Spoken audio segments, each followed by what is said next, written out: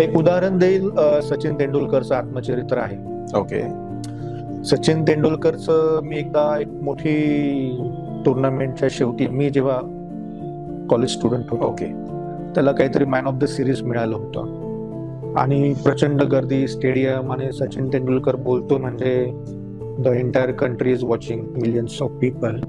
आणि तेंडुलकरने तेव्हा ते ट्रॉफी रिसीव्ह करताना बोलला होता, I will like to dedicate this trophy, this award to my wife.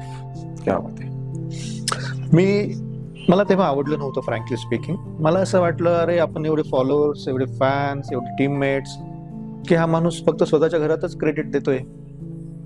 But आज अनेक वर्ष पुढे आल्यानंतर, एक मानसोपचार तज्ञ म्हणून अनेक वर्ष काम केल्यानंतर, जेव्हा मी मागे वळून बघतो आणि त्याच्या आत्मचरित्रात त्याने जे लिहिलेलं आहे, ही हॅज एक्सप्लेन व्हेरी वेल त्याच्या आयुष्यातले काही डार्क पॅचेस, डिफिकल्ट टाइम्स, जे आपल्या दृष्टीने जरी तो गॉड असला क्रिकेटचा, तरी सुद्धा तो कसं व्हलनरेबल होता, त्याला कसं ताणतणाव होता, कसं तो डिफिकल्टीज मधून गेला, कसं त्यावेळी त्याने त्याच्या पत्नीची मदत घेतली, and how she was so helpful to become that strong Sachin Tendulkar, जो आपण बाहेर सगळं जग स्क्रीनवर बघत आलेला आहे.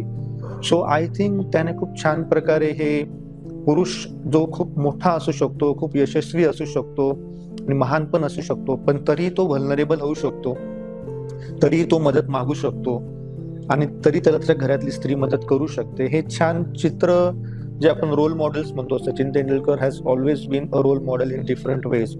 मला वाटतं ह्या विषयावर पण त्याने छान रोल मॉडेल तो होऊ शकेल, अशा प्रकारे वर्णन त्याच्या आत्मचरित्रात केलेलं आहे.